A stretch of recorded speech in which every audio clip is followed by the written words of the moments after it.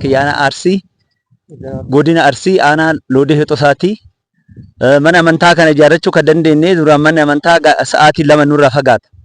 Kanaan wanna qabnuun walitti hirmaannee waxxee hagana geessu sana ijaarree jirra. Amma immoo nama nu gargaarus hin qabnu. Namni keenyas nama 90 bichaadha. Kana keessa nama 90 keessa kun daa'imaa, kun dadhabduudha, kun immoo jaarsa dadhabaadha, kun hiyyeessa gargaaramu balee kan nama nu gargaaru miti.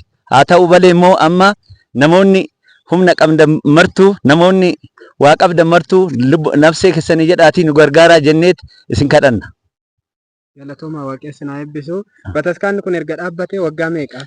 Amma waggaa 7. Waggaa 7 lakkoofsiseera. Amma bataskaana haaraa jalqabnee jirra. Bataskaana haaraa kanarratti immoo isin muka qabdaniin, humna qabdaniin nu bira dhaabbattaniirtu.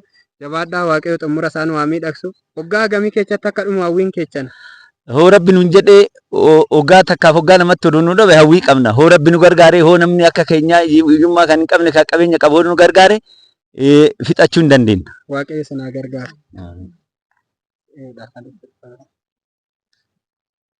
እሺ ያኒ mana amantaa kana yaa'u jalqabni isaa bara 2010 yeroo sani jaarsonni ciccimaatu jira. Lubbuudhaan yeroo amman jiran taranii jiru.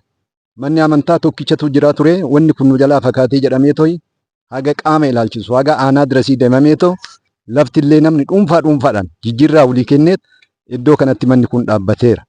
Yeroo dhaabbate san amma akkuma argitan waxxee kana namni muka dhuunfaan kennee humnaan itti ba'ee dubartiin odoon ta'in dargaggeessi odoon ta'in hundumtuu itti hirmaateet manni kun ijaaramee tajaajila yeroo dheeraa kenneera.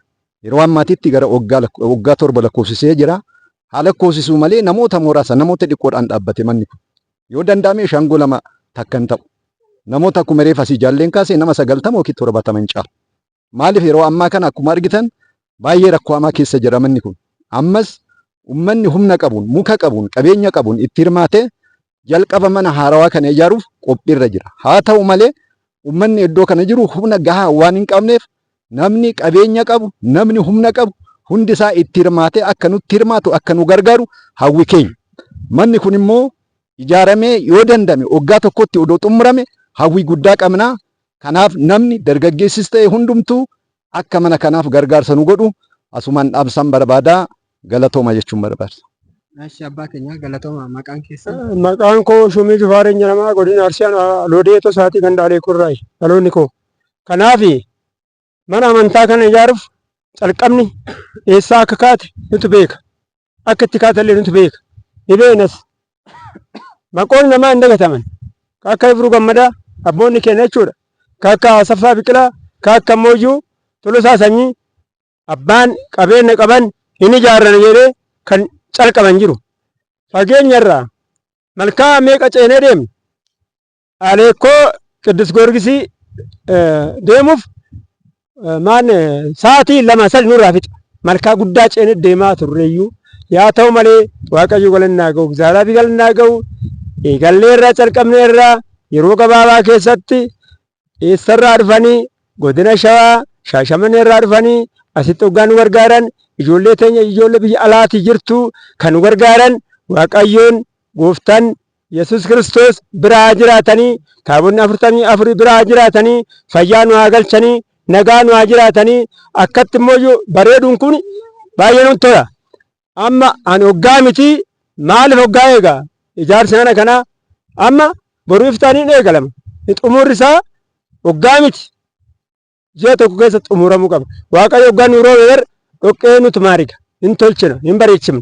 Kana waan ta'eef isin fayyaa isin haa kennu bakka dhuftanitti nagaan biyyatti isin haa deebisu. Fayyaa nu taa nu jiraadha galatoomaan jedha. Saamilee mee yeroo tokko.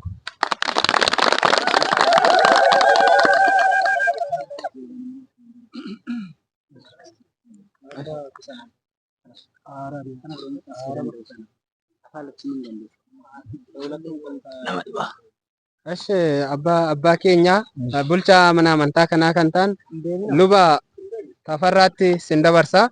Isaan mee waa'ee mana amantaa kanaa maal jedhu kan jedhu yookiin hanqinni mana amantaa kanaa maalidha? Maaltu isinitti hir'ate? Maaltu isinii guute? Jajjabinni gara fuulduraatti jiru immoo maaltu jira? Durri wayya moo amma wayya? Akkaataa amma laallu kanaan sochiin jira moo sochiin eegalame akkamii? barsiisotaa fi faarfattoota asitti argame kanarraan jajjabinni argame jira moo hin jiru? Sin jabeessan moo sin laaffisan? Isaaniinis maal jettu? Ijoollee biyya hambaa ta'anii sin gargaaraa turaniinis immoo ergaa akkamii qabdume? Maarree carraa naa kennitaniif galatooma. Manni amantii kun abboonni dubbatanii geessanii jiru. Akkam keessa akka jiru maraa dubbatanii geessanii yaa'u manni akka jiru in argama. Ijaarsa barbaachisaa, guddina barbaachisaa, haaromfamuu barbaachisaa. Maqaanyoo kana keessa yeroo hedduuf waan tureef jechuudha. Amma mooyyuu ani obboleeyyan keenya fonniin jechuu barbaadu. Obboleeyyan keenya faarfattoonni fi barsiiftonni ganda biyya adda addaatirraa dhufanii asitti nu gargaaraniif baay'ee galatooma. Fayyaa isaanii haa kennu. Waa'inni fayyaa isin haa kennu. Nagaan biyya keessanitti isin haa galchu. Jalqabdan kana mooyyuu jalqabdanii kanaaf osoo hin ta'in jalqabdanii guyyaa 3-2 ta'e waggaa 2 ta'e waggaa takkas ta'e akka nu xumurtan maqaa Waaqayyoo isin bira haa jiraatu. Obboleeyyan teenya mooyyuu ka ala jiran ka alaa nu gargaaraa jiran isaan itti toleeti miti biyyaan baa ka jiraatan hookaa nyaatanii hookaa dhuganii hookaa quufaniiti hookaa yeroo takka nyaatu hookaa yeroo lama nyaatu osoo ittiin tolin waan kana yaadaniitiin manni amantii biyyi nu itti dhalannee biyyi itti guddanne manni amantii keenya maaf guddachuu didee jedhanii kaka'umsa godhaniitiin yaada kana yaadanii yaada kana mara sabasabanii isinillee wal qunnamanii isinis wal arganii yaada kana ga'uu isaaniitiif isaanillee Waaqayyo fayyaa isaanii haa kennu. Biddeen isaanii isaaniif haa bal'isu. Bakka jiranitti hojii isaan hojjetan Waaqayyo isaaniif haa guddisu, isaaniif haa baaraku jechuun barbaada. Galatooma abbaa keenya.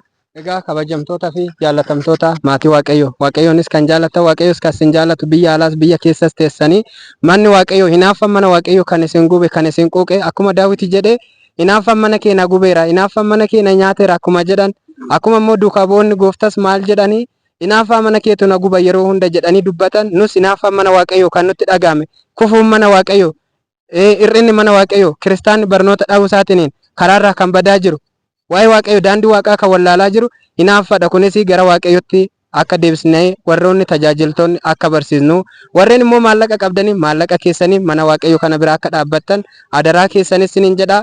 Yeroo gabaabaa keessatti manni kun xumuramee kanaan waliin gammachuu kana qooddannu ta'a. Yeroo manni kun ijaaramutti aariin ni jira, dadhabbiin ni jira, beela'uun dhoobachuun ni jira. Hundi keenya obsinee aarsaa jiru akka baasnuun kabaja guddaadhaan isin gaafadha. Galanni Waaqayyoof haa ta'u.